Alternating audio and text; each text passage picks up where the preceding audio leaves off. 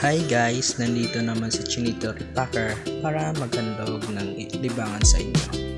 Ito nga pala yung una namin ginawa ngayon. Binuksan ko na dyan yung computer at nag-print para ihanda ko na lang yung ipapack ko at ng kasama ko mamaya.